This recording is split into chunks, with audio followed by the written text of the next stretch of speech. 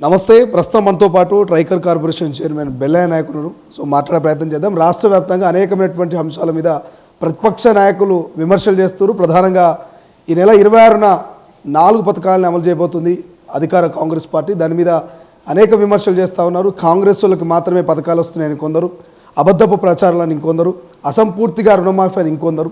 So ఈ రకమైనటువంటి ప్రచారం జరుగుతుంది. మాట్లాడే ప్రయత్నం చేద్దాం. మన నిజంగా ఇచ్చిన హామీలను నెరవేరుస్తున్నారా? ప్రధానంగా గ్రామ సభల్లో కేవలం కాంగ్రెస్ కార్యకర్తలు, కాంగ్రెస్ నాయకులకే పథకాలు పోతున్నాయంటూ బీఆర్ఎస్ నాయకులు అంటున్నారు. నిజంగా వివక్షత చూపిస్తుందా ప్రజల మీద కాంగ్రెస్? అంటే పచ్చకామెరలోనికి లోకం అంతా పచ్చగా కనబడుతుందట. బీఆర్ఎస్లు ఉన్నప్పుడు వాళ్ళ ఎమ్మెల్యేలు, వాళ్ళ ముఖ్యమంత్రి, మంత్రులు, అధికారులను అడ్డం పెట్టుకొని ఇష్టం వచ్చినట్టు దోసుకున్నారు. అందరూ అట్నే చేస్తారనుకుంటున్నాం. రేషన్ కార్డులు ఇస్తామంటున్నాం. రేషన్ కార్డులో ఊర్లో రేషన్ కార్డు లేని వాళ్ళు అందరికీ ఇస్తాం. టీఆర్ఎస్ అయినా, బీజేపీ అయినా, ఏ రాజకీయ పార్టీ సిద్ధాంతంతోనన్నా అందరికీ ఇస్తామని చెప్తున్నాం. అప్లికేషన్ పెట్టుకోవడానికి గ్రామసభ పెడుతున్నాం. అది కాంగ్రెస్ వాళ్ళకి ఇచ్చినట్టు ఎట్లయితుంది నాకు అర్థం కాదు. 10 సంవత్సరాల నుంచి గ్రామసభలు నిర్మించకపోతుంది, ప్రజల దగ్గరికి పోకపోతుంది, ప్రజల బాధలు తెలుసుకోకపోతుంది. ఇప్పుడు 10 సంవత్సరాలు ఉద్యమంలో అప్పుడు ఇబ్బంది పడ్డారు ప్రజలు. ఇప్పుడు తెలంగాణ వచ్చిన తర్వాత 10 సంవత్సరాల నుంచి మీ పాలనలో ఇబ్బంది పడుతున్నారు. ఇవాళ వాళ్ళని కూర్చోబెట్టి సమస్యల్ని పరిష్కరిస్తామని చెప్పి పోతుంటే దాన్ని ఏదో రకరకాల కామెంట్ చేస్తూ ఉంటారు. అందుకనే మేము అవన్నీ పట్టించుకునే మూడ్లో లేము. ప్రజలకు మేము ఇచ్చినటువంటి వాగ్దానం, ప్రజలకు ఉన్నటువంటి కష్టాలను తీర్చే స్థాయిలో కాంగ్రెస్ పార్టీ ప్రభుత్వం ఉంది. వాళ్ళ రేవంత్ రెడ్డి గారి ప్రభుత్వం ఉంది. మా క్యాబినెట్, మా మంత్రులు, మా ఎమ్మెల్యేలు, మా పార్టీ నాయకత్వం అంతా కూడా మేము చెప్పినటువంటి మాట నమ్మి మాకు ప్రజలు అధికారం ఇచ్చారు కాబట్టి వాళ్ళకి ఇచ్చినటువంటి సమస్యల్ని, హామీలు అమలు చేయడం, ఇంకా మా దృష్టికి రాని సమస్యలు కూడా ఉంటే తెలుసుకొని వాటిని పరిష్కరించడం అనేది మా బాధ్యత అనుకుంటున్నాం. కాబట్టి ఇప్పటికే 95% గ్రామ పంచాయతీలలో గ్రామ సభలు జరిగినాయి. లేనటువంటి వాళ్ళని దరఖాస్తు పెట్టుకోమన్నాం. లిస్టులో లేకుంటే పేర్లు పెట్టమంటున్నాం, కాయిదాలు ఏమంటున్నాం. ఓపెన్గా సోషల్ మీడియా ద్వారా డైరెక్ట్గా ప్రభుత్వ కార్యాలయాల ద్వారా అందరికీ కూడా అప్లికేషన్లు అందుబాటులో ఉండేటటువంటి ప్రయత్నం చేస్తున్నాం. నిన్ననే పొన్నం ప్రభా గారు మళ్ళీ ప్రకటించారు, ఒకవేళ ఇప్పటికీ అప్లికేషన్లు పెట్టుకున్నటువంటి వాళ్ళు ఉంటే కూడా వెంటనే దరఖాస్తులు పెట్టుకోండి. రేషన్ కార్డు పొందడం అనేటటువంటిది ఈ తెలంగాణ రాష్ట్రంలో ఉన్నటువంటి ప్రతి కుటుంబం హక్కు. కాబట్టి ఆ హక్కును గుర్తించి వాళ్ళకి ఇచ్చేటటువంటి పనిని మేము చేస్తూ ఉన్నాం. భూములు కలిగినటువంటి వాళ్ళు, భూములతో పాటు ఆ భూమి మీద వ్యవసాయం చేస్తున్నటువంటి వాళ్లకు రైతు భరోసాను అమలు చేయడం అనేటటువంటి మా ప్రభుత్వం తీసుకున్నటువంటి బాధ్యత. ఇప్పటికే 1,43,00,000కు సంబంధించినటువంటి భూములు సాగు అవుతున్నట్టుగా లెక్కొచ్చినటువంటి పరిస్థితి ఉంది. ఇంకా దాదాపు 3 నుంచి 4 లక్షల ఎకరాల భూములకు సాగు అవుతలేవు అనేటటువంటి కూడా ప్రాథమిక నివేదిక వచ్చింది. కాబట్టి సాగు చేసుకొని దున్నుకొని బతుకుతున్న ప్రతి ఎకరానికి రైతు భరోసా 6,000 రూపాయలు రేపు 26వ తారీఖు నుంచి ఇవ్వాలనుకుంటున్నాం. అది ఇవ్వకూడదని అడ్డం పడుతుర్రా? ఎన్నిసార్లు దరఖాస్తు చేసుకోవాలనేది బీఆర్ఎస్ నాయకుల మాట. ప్రజాపాలన దరఖాస్తు అన్నారు, అంతకుముందు సమగ్ర కుటుంబ సర్వే లెక్కలు అన్నారు, మళ్ళీ ఇప్పుడు కొత్తగా దరఖాస్తు చేసుకోరంటారు. అంటే ప్రజలు దరఖాస్తులు చేసుకుంటూ ఆఫీసుల చుట్టే తిరగాలనా అనేది బీఆర్ఎస్ నాయకుల మాట. ఏం చెప్తారు? బీఆర్ఎస్ వాళ్ళకు తలకాయ లేదంటే నేను ఇప్పుడు ఆల్రెడీ ఉన్నటువంటి వాళ్ళని దరఖాస్తు చేసుకోమని చెప్పట్లేదు. ఎవరైతే మిస్ అయినరో, అప్పుడు పెట్టుకోనటువంటి వాళ్ళు ఉన్నారో వాళ్ళకు దరఖాస్తు చేసుకోమంటున్నాం. ఉన్నటువంటి వాళ్లకు రేపు 26వ తారీఖు నుంచి పథకం మొదలు పెట్టబోతున్నాం. ఇది దీనికి తేడా తెలియకుంటే ఎట్లా? ఇప్పుడు ఎవరైనా మిస్ అయినరు, లేకుంటే కేటీఆర్ చెప్పిండు ఇయ్యరట అనుకోని చెప్పి నమ్మి దరఖాస్తు పెట్టుకొని ఉంటాడు. లేకుంటే కిషన్ రెడ్డి చెప్పిండు, మా వాడు చెప్తాడు కాబట్టి నేను కిషన్ రెడ్డికి వీరాభిమాని అని చెప్పి నాకు ప్రయోజనం రాకున్నా పర్లేదని పెట్టుకొని ఉంటాడు. వాడు అమాయకంగా మోసపోతున్నాడు. అటువంటి వాళ్ళు, వెనకబడ్డటువంటి వాళ్ళు, మీ చెప్పుడు మాటలు నేనన్నా తప్పుదారి పెట్టినటువంటి వాళ్ళకు కూడా మళ్ళీ దరఖాస్తు పెట్టుకునేటటువంటి అవకాశాన్ని మా ప్రభుత్వం కల్పిస్తున్నది. కానీ ఆల్రెడీ దరఖాస్తు పెట్టుకున్నటువంటి వాళ్ళు మళ్ళీ కొత్త పెట్టుకోవాల్సినటువంటి అవసరం లేదు. ఉన్నటువంటి వాళ్ళ లిస్టు ప్రిపేర్ అయ్యి వాళ్ళందరికీ కూడా బెనిఫిట్ ఇచ్చేటటువంటి పని. కూలీలు, ఇప్పుడు ఏ వ్యవసాయం భూములు లేనటువంటి వాళ్ళు కూలీలు ఉన్నారు, పేద ప్రజలు కదా, ఎవరు ఎస్సీ ఎస్టీ వర్గాలకు సంబంధించినటువంటి వాళ్ళే కదా. భూములు లేనటువంటి వర్గాలు ఏమున్నాయి ఈ భూమి మీద, ఈ రాష్ట్రంలో?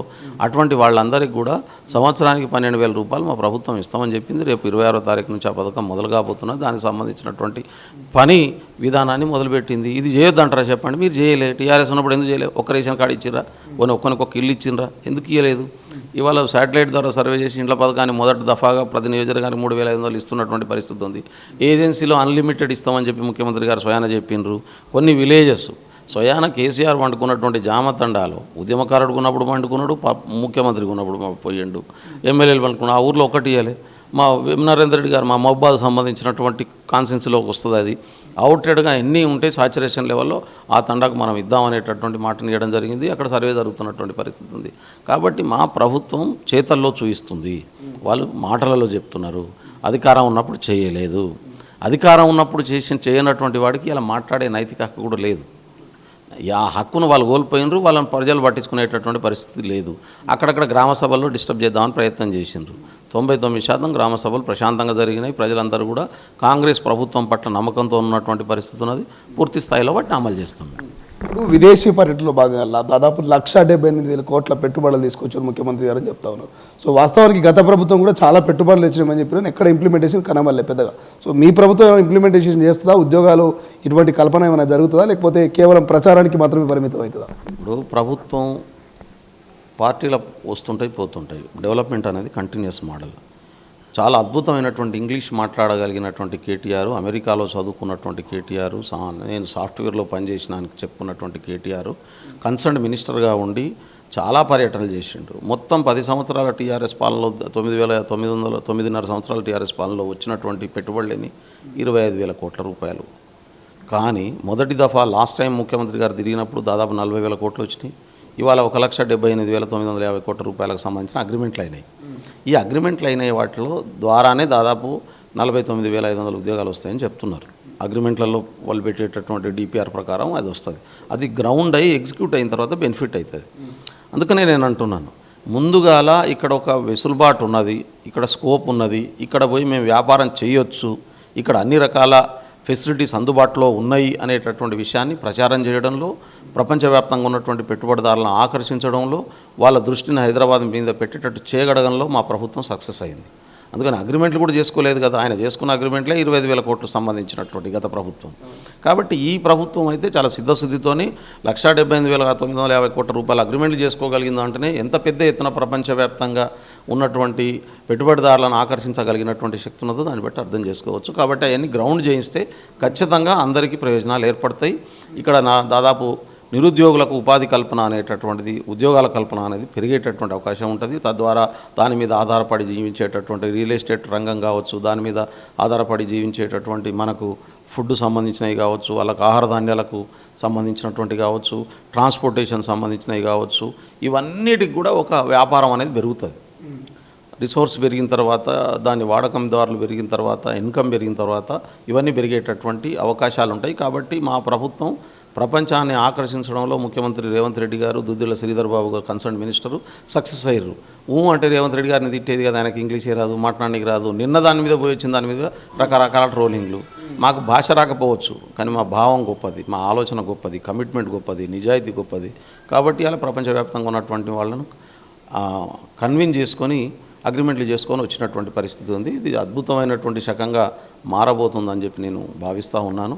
హైదరాబాద్ నగరం మొత్తం భారతదేశంలోనే ఒక సెంటర్ ఆఫ్ అట్రాక్షన్గా నిలబడేటటువంటి అవకాశం ఉంది. ఇప్పుడు చంద్రబాబు నాయుడు గారు కూడా వెళ్ళారు దావోస్కు. సరే, అక్కడ ఆంధ్రప్రదేశ్ ఎన్ని చేసుకున్నదో నాకైతే క్లారిటీ లేదు.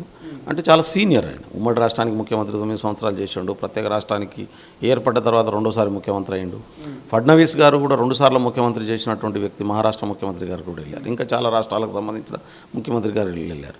కానీ అందరికంటే చిన్నోడు, అందరిలో జూనియరు, వీళ్ళందరూ ఎగతాళి చేసినట్టుగా ఇంగ్లీష్ రాని ముఖ్యమంత్రి మావాడు.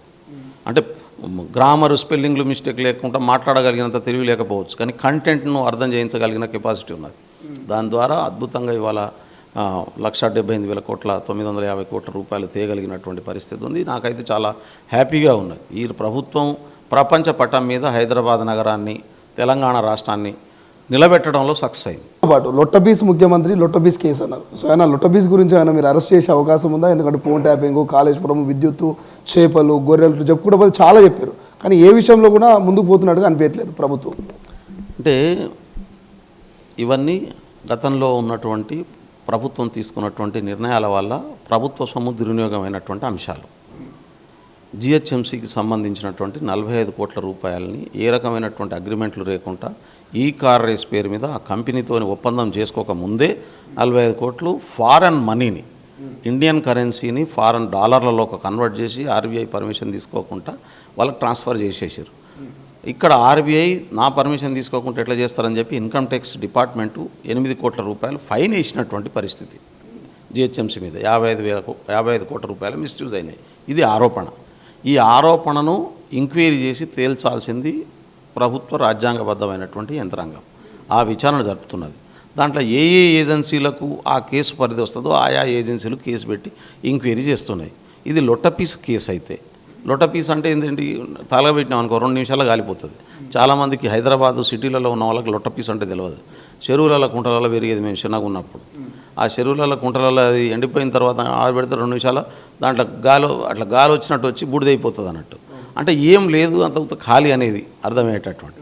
నేను అంటున్నా లొట్టపీస్ కేసుకు దీని మీద ఎంక్వైరీ చేయొద్దని, నన్ను అరెస్ట్ చేయొద్దని, హైకోర్టు దగ్గరికి ఎందుకు ఇరికిండు, సుప్రీంకోర్టు దాకా ఎందుకు ఇరికిండు కేటీఆర్. అంటే లొట్టపీసు కేసు అని బయట ప్రచారం చేయడం, దాంట్లో చాలా అది ఈయన రాజకీయ జీవితాన్ని పీస్ చేస్తుందనే విషయంలో ఆయనకు స్పష్టత ఉన్నది. ఆయన చేసిన తప్పేందో తెలుసు. ఆయనే డిక్లేర్ చేసిండు కదా, నేను ఇయ్యమంటేనే ఇచ్చిర్రు, ఏం చేస్తారు బై అన్నాడు కదా, ఎంక్వైరీ చేసే దమ్మున్నదా అన్నాడు కదా. ఎంక్వైరీ జరుగుతుంటే ఎంక్వైరీ వద్దని ఎందుకు కురుకుతావు, ఎందుకంత భయం? లొట్టపీస్ కేసు గురించి నువ్వో దిక్కు, మీ అయ్యో దిక్కు, మీ బావో దిక్కు ఎందుకు టెన్షన్ పడుతున్నారు? టీఆర్ఎస్ పార్టీ యంత్రాంగం అంతా పైకి కిందకి ఎందుకు ఊగుతుంది, ఎందుకు భయపడుతుంది? లొట్టపీసులకు భయపడాల్సిన పరిస్థితి వచ్చింది. అందుకనే మదపు టేనుగును బంధించడానికి గరకపోసలు ఒక్కటైతే కూడా అయిపోతుంది, పామును చంపడానికి సలిసీమలు ఒక్కటైనాయి అన్నట్టు వెనకడ చెప్పిర్రు. లొట్టపీసులే ఇవాళ లొట్టపీస్ కేసులో జరిగినటువంటి తప్పులే బంధిస్తాయి. ఇక మిగతా చెప్పినటువంటి అంశాలున్నాయి, కాళేశ్వరం కావచ్చు, మిషన్ భగీరథ కావచ్చు, ఎలక్ట్రిసిటీకి సంబంధించినటువంటి కేసు కావచ్చు, గొర్రెలకు సంబంధించినటువంటి పంపకాలు. ఒక్క 2 వీలర్ మీద 120 గొర్రెలను సప్లై చేసిరట, ఒక్క 2 వీలర్ మీద. నాకు తెలిసి 3 కూర్చుంటేనే ఇబ్బంది. పిల్లలు ఉంటే నేనైతే చిన్నగా ఉన్నప్పుడు నేను, మా భార్య, నా 2 బిడ్డలు కూర్చొని పోయేటోళ్ళం 2 వీలర్ మీద. మరి 4 మించి అయితే కూర్చునే ఛాన్స్ లేదు. 123 గొర్రెలు, అందులో ఒక్కొక్కటి 15 కేజీల నుంచి 20 కేజీలు ఉన్న గొర్రెలు ఎట్లా సప్లై చేసిర్రో మరి కేటీఆర్ గారే చెప్పాలి, లేకుంటే ఆ రోజు దానికి మంత్రిగా ఉన్నటువంటి శ్రీనివాస్ యాదవ్ గారు చెప్పాలి. అది విచారణ జరుగుతున్నది. విచారణలో తేలినటువంటి అంశాల ప్రకారం వాళ్ళ మీద చర్య తీసుకునేటటువంటి యంత్రాంగం చర్య తీసుకుంటుంది. కాబట్టి ఇక్కడ మేము ముఖ్యమంత్రి గారు కానీ ప్రభుత్వం కానీ ఎక్కడ కూడా రాజకీయ పార్టీ కానీ ఇంటర్ఫియరెన్స్ అయ్యి వాళ్ళ మీద ఒత్తిడి తీసుకొచ్చే ప్రయత్నం మేము చేయట్లేదు. చట్ట ప్రకారం ఏ పద్ధతిలో దేన్ని ఎట్లా ఎంక్వైరీ చేయాలనో అధికారులకి సంబంధించినటువంటి అంశం, అదే పద్ధతిలో వాళ్ళు ఎంక్వైరీ చేస్తున్నారు.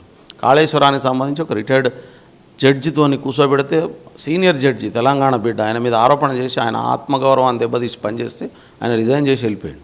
చేస్తే కూడా ఇంకో ఆ జడ్జిని పెట్టి అదే కేసు ఇన్వెస్టిగేషన్ జరుగుతున్నటువంటి విషయం కూడా మీకు తెలుసు. కాబట్టి ఇన్వెస్టిగేషన్ అథారిటీ ఇచ్చినటువంటి రిపోర్ట్ ప్రకారం సంబంధిత శాఖలు చర్యలు తీసుకుంటాయి. ఏం తేలలేదనుకోండి, తేలలేదనే వస్తుంది, నువ్వు నిశితానువిగా బయటికి వస్తావు కదా. ఎందుకు ముందే భయపడి ఎంక్వైరీలను ఆపండి, మా మీద రాజకీయ కక్ష సాధింపు చర్యలు పాల్పడుతున్నారనే భయం ఎందుకు వస్తున్నది? దీంట్లో ఎంక్వైరీ చేయమనేది వాళ్ళే, వద్దని చెప్పేది వాళ్ళే. ఎంక్వైరీ మొదలు పెడితే ఎట చేస్తున్నారు, రాజకీయ కుట్రలు ఉన్నాయనేది వాళ్ళే. ఒక్కొక్క విషయం బయటకు వస్తుంటే రకరకాల డ్యాన్సులు చేస్తున్నది వాళ్ళే. దాంట్లో మా పాత్ర ఏం లేదు. చట్టం తన పని తాను చేసుకొని పోతుందని పివి నరసింహారావు గారు ఎట్లయితే చెప్పారో అదే పద్ధతిలో జరుగుతుంది. సో ఫైనల్గా మీరు ఇచ్చినటువంటి గ్యారెంటీలు కొన్ని అమలు కాలేమంటూ ప్రతిపక్షాలు విమర్శిస్తున్నాయి. తులం బంగారం ఏమైంది అంటున్నారు. సో 2500 ఇస్తామన్నట్టు ఆడబిడ్డలకు ఏమైంది? సో ఏదైతే మీరు కౌలు రైతుల్ని ఆదుకుంటామన్నారు అదెటు పోయింది? ఆటో డ్రైవర్ల విషయం ఎటు పోయిందంటూ కొన్ని ప్రశ్నలు సూటిగా అడుగుతున్నారు. మీరు ఏం సమాధానం చెప్తారు? వాస్తవం, మేము ఇచ్చినటువంటి హామీలు 5 సంవత్సరాల కోసం ఇవ్వబడ్డటువంటి హామీలు 5 సంవత్సరాల్లో పూర్తి చేయకుంటే వాళ్ళు ప్రశ్నించవచ్చు. మొదటి సంవత్సరం ఇప్పుడు 3 అంశాలు ఉన్నాయి. ఇచ్చిన హామీలకు సరిపడా డబ్బు, ఏ సంవత్సరంలో ఏది చేయాలి, ఏ పారామీటర్ ఎట్లా తీసుకుంటాం. ఇప్పుడు తులం బంగారం ఇస్తామన్న మాట వాస్తవం, ఇస్తాం. 2500 కోట్లు, 2500 రూపాయలు మహిళలకు ఇస్తామన్నాం, ఇస్తాం. ఎప్పుడు ఇస్తాం అనేది ఒక సంవత్సరం వెనక కావచ్చు. కానీ వీళ్ళ లెక్క ఎగ్గొట్టిపోయాం. దళితుని ముఖ్యమంత్రి చేస్తామని 14 సంవత్సరాలు ఉద్యమంలో చెప్పి ముఖ్యమంత్రి కుర్చీ రాగానే నేను మా అయ్య తప్ప ఇంకోటి కావద్దని చెప్పి కొడుకులతో డోలు కొట్టించుకొని, చుట్టూన్నటువంటి వాళ్ళతో డోలు కొట్టించుకొని దళితులకు గొంతు కోసి దాన్ని డైవర్ట్ చేయడం కోసం మళ్ళీ మేము దళిత బంధువుని పెడతాం, 3 ఎకరాలు ఇస్తామని చెప్పి ఆ 3 ఎకరాలు ఇవ్వకుండా దాన్ని డైవర్ట్ చేయడం కోసం దళిత బంధు పెడుతున్నామని చెప్పి అటు చేసి దాన్ని ఎత్తేసి పారిపోయినట్టు మేము చేయం. అంటే ఒకదాని నుంచి డైవర్ట్ చేయడానికి ఇంకో దాన్ని పెట్టారు. కానీ మేము చెప్తున్నది ఏంటంటే ఇవాళ ఆర్థిక వ్యవస్థను మనం అందరం 3 లక్షల కోట్ల అప్పు ఉన్నదనుకున్నాం. కానీ గల్లాపేట మీదకి వచ్చి మొదలుపెట్టిన తర్వాత 7 లక్షల కోట్ల అప్పు తేలింది. రాష్ట్ర రెవెన్యూని ఇష్టం వచ్చినట్టు వాడేసిండ్రు. రెవెన్యూ కంటే ఖర్చులు పెంచిపోయినటువంటి పరిస్థితి. 10 సంవత్సరాల తర్వాత రీపేమెంట్ పెట్టేటట్టు చేసిండ్రు. ఈ రాష్ట్ర ప్రభుత్వానికి వస్తున్నటువంటి ఆదాయం గత ప్రభుత్వం చేసినటువంటి అప్పుల వలన నెలకు 6500 కోట్లు మిత్తి అసలు కట్టాల్సి వస్తుంది. మనం హౌస్ లోన్ తీసుకుంటాం, సంవత్సరం తర్వాత దాని రీపేమెంట్ స్టార్ట్ చేస్తాం. అట్లాగే వీళ్ళు ప్రాజెక్టుల పేరు మీద తీసుకున్నటువంటి డబ్బుల రీపేమెంట్ అంతా కూడా 10 సంవత్సరాల తర్వాత పెట్టిండ్రు. ఇప్పుడు మేము వచ్చినాక రీపేమెంట్ స్టార్ట్ అయింది. ఇప్పటికీ 65,000 కోట్ల రూపాయలు రీపేమెంట్ చేసినటువంటి పరిస్థితి. అందుకనే వస్తున్న 18,000 ఇప్పుడు కోట్ల ఆదాయం వస్తుంటే 22,000 కోట్ల ఖర్చు ఉన్నటువంటి పరిస్థితి. అందుకనే ముఖ్యమంత్రి కానీ మేమంతా కానీ ప్రభుత్వ ఆదాయాన్ని పెంచేటటువంటి పని చాలా సీరియస్గా చేస్తున్నటువంటి స్థితి ఉన్నది. ఒక 6 నెలలు పట్టవచ్చు అనుకుంటాను నేను. అంటే ఖర్చులకు ఆదాయానికి మధ్యన వ్యత్యాసాన్ని తొలగించి ఆ స్థాయికి రీచ్ కావడం కోసం. అది రీచ్ అవుతున్నటువంటి క్రమంలోనే మేము ఒక్కొక్కటి ఇప్పటికే అమలు చేసుకుంటూ వస్తున్నాం. మీరు చూడండి, ఆర్టీసీ డిపార్ట్మెంట్ క్లోజ్ అయిపోయి ఆర్టీసీ కార్మికులంతా రోడ్డున పడే పరిస్థితి ఈ రాష్ట్రంలో మా ప్రభుత్వం చేతిలోకి వచ్చే నాటికి స్థితి. ఇవాళ దాన్ని మొత్తం ఆర్టీసీ సంస్థ తాను సొంతంగా 4,000 బస్సులు కొనగలిగి 400 బస్సులు కొనగలిగినటువంటి స్థితికి దాన్ని డెవలప్ చేసినాం. అంటే మేము తీసుకున్నటువంటి నిర్ణయం వల్లనే సాధ్యమైనటువంటి పరిస్థితి ఉంది కదా. ఈ రాష్ట్రంలో 21,000 కోట్ల రూపాయలు రైతులకు ఏకకాలంలో రుణాల్ని మాఫీ చేసినటువంటి ప్రభుత్వం ఈ దేశంలో ఎక్కడన్నా ఉంటే నాకు చూపించండి. కేంద్ర ప్రభుత్వం కూడా చేయలేదు. మన్మోహన్ సింగ్ గారు ప్రధానమంత్రిగా ఉన్నప్పుడు 74,000 కోట్ల రూపాయలు ఏకదఫాలో చేసినటువంటి చరిత్ర ఉంది తప్ప ఆ తర్వాత నా అంత బలవంతుడు లేడు, నా అంత తెలికల్లోడు లేడు, నా అంత గొప్పోడు లేడు అని చెప్పుకుంటున్నటువంటి మోడీ లేనటువంటి పరిస్థితిలో ఉంది. రేవంత్ రెడ్డి ప్రభుత్వం చేయగలిగినటువంటి స్థితి ఉంది.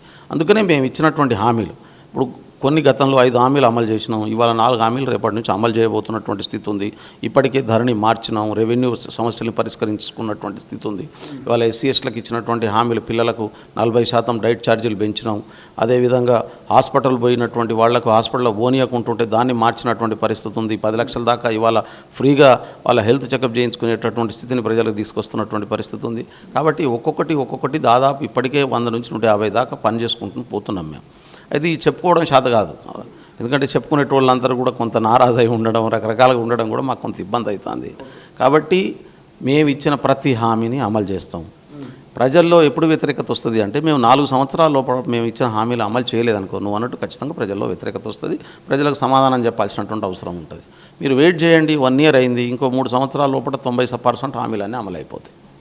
Thank you so much. ఇది మొత్తం మీద కావాలనే బీఆర్ఎస్ కేవలం కుట్రపూరితంగానే ఈ రకమైనటువంటి గొడవల కారణాలు చేస్తూ ఉంది తప్ప గ్రామాలంతా కూడా సాటిస్ఫాక్షన్ ఉన్నారు. ప్రతి ఒక్కరికి ఇది నిరంతర ప్రక్రియ అని చెప్తా ఉన్నాం. రేషన్ కార్డులు కావచ్చు, ఇతర అన్ని పథకాలు కూడా. సో ఫుల్ ప్రెజర్గా 90% అన్ని గ్రామాల్లో గ్రామ సభలు అయిపోయినాయి.